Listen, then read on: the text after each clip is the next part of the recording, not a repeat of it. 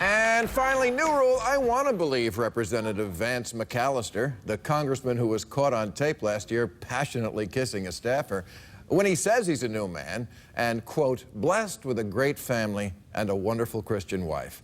But first he has to take his hand off her ass.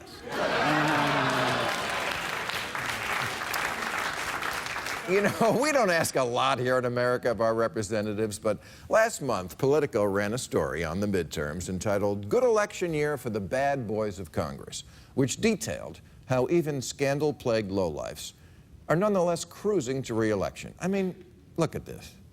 His tongue is forming an exploratory committee.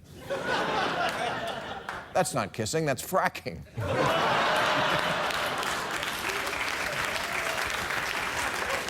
And this guy ran on being a family values Christian. No wonder that when this story broke, he quit. Who could recover from hypocrisy that blatant? But now he's back in because he remembered something. Oh yeah, I live in America. No one's paying attention.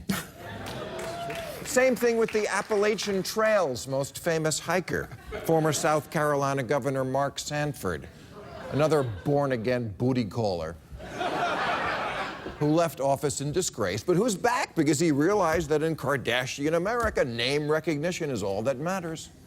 Michael Grimm. Michael Grimm leads in the polls in his Staten Island district despite being under indictment for 20 counts of fraud. That's a lot of fraud, even for Staten Island.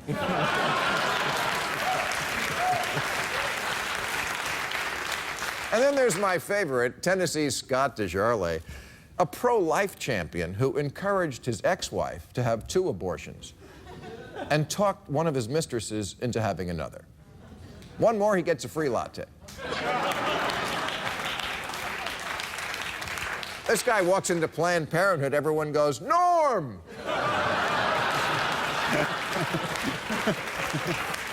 And he's a doctor who's also had affairs with at least 2 of his patients. Somewhere Anthony Weiner is thinking, but texting a picture of my dick was too much? Usually when a doctor fucks his patients that much, it's over the bill. And still he's looking forward to a 3rd term, which is more than I could say for the fetuses he conceives. Oh, you'll get over it.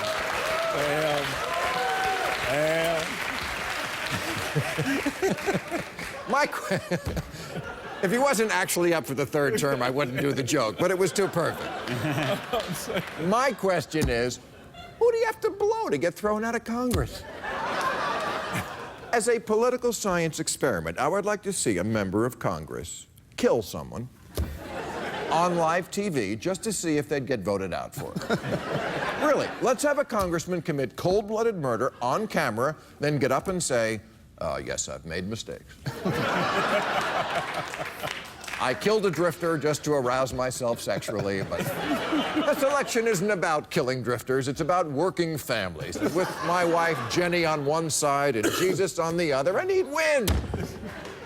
We need a new definition of insanity, and it's having a Congress with an 8% approval rating and re-electing just about all of them. Only 14% of voters say Congress has done anything to improve their lives. And yet reporters keep finding people who voted against Obamacare but are on Obamacare and love it.